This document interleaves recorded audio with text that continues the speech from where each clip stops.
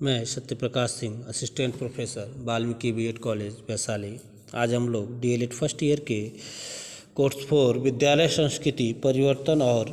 शिक्षक विकास पेपर से संबंधित टॉपिक विद्यालय कार्यालय से को पढ़ने जा रहे हैं। अगर हम देखें तो सामान्य तौर पे विद्यालय कार्यालय से तात्पर्य उस स्थान से है जहां विद्यालय की समस्त प्रशासनिक दैनिक गतिविधियां का संचालन होता है। कार्यालय के माध्यम से ही विद्यालय अपना संबंध बाह्य समाज से स्थापित करता है तथा यहीं पर विभिन्न प्रकार के अभिलेख सुरक्षित रखे जाते हैं। कार्यालय विद्यालय की गतिविधियों का संचालन करने वाला प्रमुख केंद्र होता है, यानी कि जो विद्यालय की सभी गतिविधियां होती हैं कहीं न कहीं से वो कार्यालय के द्वारा ही संचालित की जाती हैं। तो जहां से विद्यालय की सारी गतिविधियां संचालित की जाती हैं उसी को सामान्य तौर पे हम लोग विद्यालय का कार्यालय कहते हैं। वहाँ पे मतलब विद्यालय छात्रों से संबंधित, शिक्षकों से संबंधित और विद्यालय की सभी गतिविधियों से संबंधित सभी कार्यों का संचालन करने सुचारू रूप से हो सके उसके लिए वहाँ से कार्य करने का प्रयास किया जाता है। अगर हम विद्यालय कार्यालय के महत्व की बात करें तो विद्यालय कार्यालय विद्यालय कार्यालय है कहीं न कहीं से एक महत्वपूर्ण कह सकते हैं कि भाग है विद्यालय का, जिसमें विद्यालय अपनी दैनिक गतिविधियों का संचालन सुचारू रूप से कर सके। इसके लिए उसका महत्व है। किसी विद्यालय में जैसे जहाँ पे जिस विद्यालय में कहीं न कहीं किसी विद्यालय में जो कार्यालय है वो कहीं न कहीं से पूर्ण रूप से विकसित कार्यालय हैं तो वो अपना कार्य ज़्यादा बेहतर तरीके से करते हैं। कहीं कहीं पे वो सही सुचारू रूप से नहीं होते हैं, लेकिन फिर भी कहीं हम ऐसा नहीं कर सकते कि किसी भी विद्यालय में कार्यालय न हो, क्योंकि विद्यालय में कार्यालय के अभाव में विद्यालय अपना काम सुचारू रूप से नहीं कर सकता है। तो विद्यालय को अपने कार्य को सुचारू रूप से करने के लिए जो है अपने एक कार्यालय की आवश्यकता होती है, चाहे वो अलग हो, चाहे वो प्राचार्य के कक्ष में हो या फिर अलग से हो या फिर कहीं भी हो, लेकिन बिना विद्यालय कार्यालय के विद्यालय का कार्य सुचारू रूप से नहीं चल सकता है। तो विद्यालय के कार्य को सुचारू रूप से चलाने के लिए कार्यालय का होना अति आवश्यक है और बिना उसके विद्यालय अपने कार्य को सुचारू रूप से नहीं कर सकता। अगर हम विद्यालय कार्यालय के कार्य को देखें तो कार्य में सर्वप्रथम विद्यालय से संबंधित समस्त प्रकार के अभिलेखों को सुरक्षित रखना, विद्यालय कार्यालय सबका समाज और अध्यापकों के साथ समस्त प्रकार के पत्र व्यवहार, यानी कि जो भी पत्र व्यवहार होता है, चाहे वो छात्र के अभिभावक से हो, चाहे वो किसी भी कार्यालय से हो, कहीं न कहीं से या किसी अधिकारी के द्वारा जो पत्र हो वो कहीं न कहीं से विद्यालय कार्यालय के द्वारा ही संचालित किया जाता है। इसके बाद अगर हम देखें तो विद्यालय कार्यालय में छात्रों से संबंधित सभी रिकॉर्ड रखे जाते हैं, सुरक्षित रखे जाते हैं, ठीक है। उसके साथ ही साथ शिक्षकों से संबंधित सभी जो है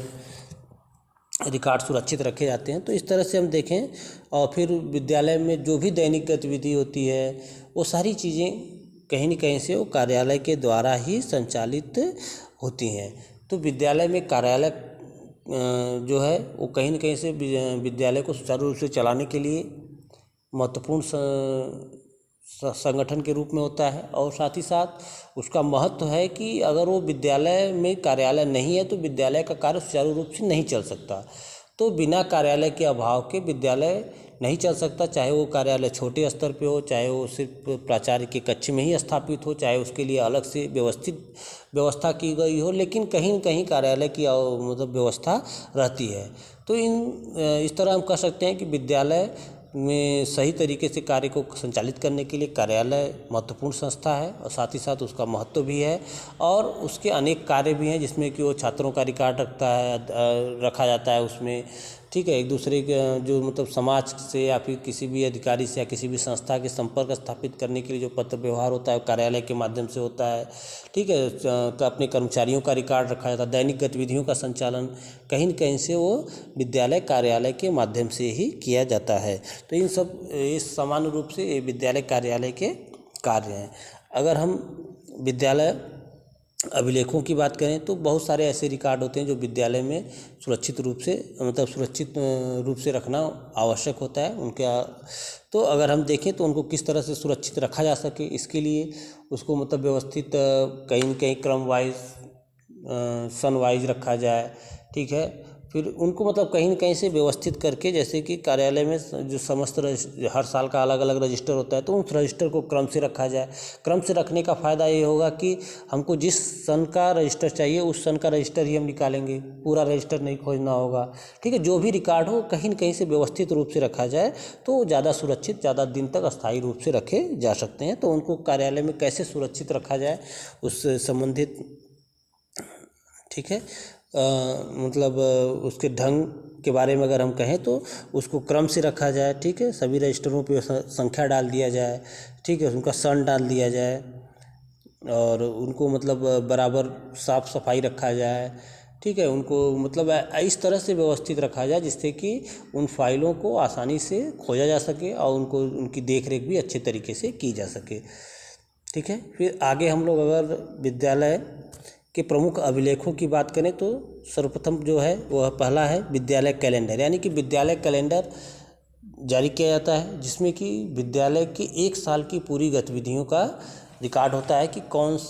किस दिन छुट्टी रहेगा, किस दिन क्लास चलेगा, किस दिन क्या होगा। इस तरह से पूरे विद्यालय का एक साल की रूपरेखा विद्यालय कैलेंडर के माध्यम से तैयार कर लिया जाता है। ठीक है, विद्यालय कैलेंडर के बाद लॉग बुक, इसको हम कह सकते हैं विद्यालय इतिहास का भी। लॉग बुक का मतलब है कि विद्यालय का पूरा इतिहास, उसमें हर साल क्या हुआ, क्या नया हुआ, कब शुरू हुआ। ठीक है, जब शुरू हुआ तो क्या था, अब क्या है, आगे क्या, जो भी नई चीज़ें होंगी तो कहीं न कहीं से जो विद्यालय का लॉग बुक होता है उसमें इन चीज़ों को व्यवस्थित तरीके से लिख दिया जाता है जिससे कि वो आगे एक तरह से हम कह सकते हैं कि विद्यालय का इतिहास लॉग बुक में रहा रहता है, जिसके माध्यम से हम विद्यालय के बारे में कोई भी जानकारी आसानी से प्राप्त कर सकते हैं। अगला है कैश बुक। कैश बुक क्या होता है, जो विद्यालय में आर्थिक रूप से जो भी खर्च किया जाता है वो उसका सारा रिकॉर्ड कैश बुक में रहता है, जिसके माध्यम से हम विद्यालय में कितना आय हुआ, कितना व्यय हुआ, कहाँ व्यय हुआ, कब हुआ, कैसे हुआ, इन सारी चीज़ों को रखा जाता है। प्रवेश रजिस्टर में छात्रों से संबंधित, छात्रों का प्रवेश कब हुआ उससे संबंधित पूरे रिकॉर्ड को सुरक्षित रखने का प्रयास प्रवेश रजिस्टर में किया जाता है। उसके बाद है उपस्थिति रजिस्टर। उपस्थिति रजिस्टर में जब क्लास चलता है तो कौन सा छात्र कब आए, उनका अटेंडेंस कितने दिन है, क्या नहीं है, इस तरह से उनकी उपस्थिति को दर्ज करने के लिए उपस्थिति रजिस्टर की आवश्यकता होती है और प्रत्येक क्लासरूम का अलग अलग होता है और उस उपस्थिति के रजिस्टर के माध्यम से हम कौन सा छात्र कब आया, कब नहीं आया, कितने दिन वो क्लास किया, कितने दिन नहीं किया, इन सारी रिकॉर्डों को हम उस उपस्थिति रजिस्टर के माध्यम से हम जानकारी प्राप्त कर सकते हैं। अगला है आदेश पुस्तक या आदेश रजिस्टर, जिसमें कि आदेश पुस्तक या आदेश रजिस्टर से तात्पर्य है कि समय समय पे कॉलेज में बहुत सारे ऐसे आदेश जारी किए जाते हैं, नोटिस जारी किए जाते हैं। उन सारे नोटिसों को उस रजिस्टर के माध्यम से जारी किया जाता है और उस नोटिस को उस रजिस्टर पे रिकॉर्ड के तौर पे लिखा जाता है, जिसके माध्यम से हम ये देख सकते हैं कि हम किस डेट में कौन सा आदेश जारी किए हैं। तो आदेश रजिस्टर के माध्यम से जो भी कॉलेज में विभिन्न प्रकार के आदेश जारी किए जाते हैं उन आदेशों को लिखने का कार्य किया जाता है। फिर अध्यापक उपस्थिति रहे, जैसे छात्रों की उपस्थिति की बात होती है कि छात्र कब आए, कैसे आए, नहीं क्यों नहीं आए, कितने दिन क्लास की, उसी तरह अध्यापकों की भी उपस्थिति रजिस्टर होती है जिसमें कि अध्यापकों के बारे में पूरा डिटेल होता है कि एक साल में वो कितने दिन आए, कितने दिन नहीं आए, कितने दिन छुट्टी पे थे, क्यों छुट्टी लिए, इन सारी चीज़ों का रिकॉर्ड उस उपस्थिति रजिस्टर में होता है। सेवा रजिस्टर, यानी सेवा रजिस्टर से तात्पर्य है कि जो कर्मचारी उसमें सेवारत हैं उनके बारे में पूरा डिटेल होता है, कब उनकी ज्वाइनिंग हुई, कब रिटायरमेंट हुआ, क्या उनका उनके बारे में, उनकी सेवा के बारे में, कब उनका प्रमोशन प्रोन्नत कब हुए, इन सारी चीज़ों का रिकॉर्ड इस सेवा रजिस्टर में रहता है। परीक्षा रजिस्टर, इसमें छात्रों से संबंधित जब उनका मूल्यांकन किया जाता है तो उनका पूरा परीक्षा का परिणाम जो होता है उस रजिस्टर में मेंटेन किया जाता है और उस रजिस्टर के माध्यम से छात्रों के रिजल्ट को जानकारी सुरक्षित रखा जाता है, जिसके माध्यम से जब भी किसी भी छात्र के परिणाम को अगर जानने या देखने का ज़रूरत पड़े तो उस परीक्षा रजिस्टर के माध्यम से हम देख सकते हैं। अंत में कहा जा सकता है कि विद्यालय में प्रत्येक अभिलेख जो होता है वो कहीं न कहीं से बहुत महत्वपूर्ण होता है। और इन सभी अभिलेखों को सुरक्षित रखने का कार्य जो है विद्यालय में कार्यालय के माध्यम से किया जाता है और विद्यालय कार्यालयों में इन सभी रजिस्टरों को सुरक्षित रखा जाता है और विद्यालय के कार्य को सुचारू रूप से संचालित करने का पूर्ण प्रयास विद्यालय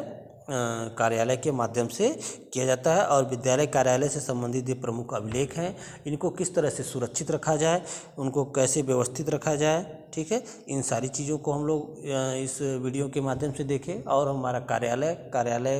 का कार्य महत्व क्या है, कार्यालय क्या है, इन सारी चीज़ों को हम लोग आज इस वीडियो के माध्यम से देखें। कार्यालय का कार्य, विद्यालय कार्यालय क्या है, विद्यालय कार्यालय से संबंधित विभिन्न रिकॉर्ड और रिकॉर्डों को किस तरह से हम सुरक्षित रखें, इन सारी चीज़ों के बारे में हम लोग आज सामान्य तौर पे इस वीडियो के माध्यम से अध्ययन किए। धन्यवाद।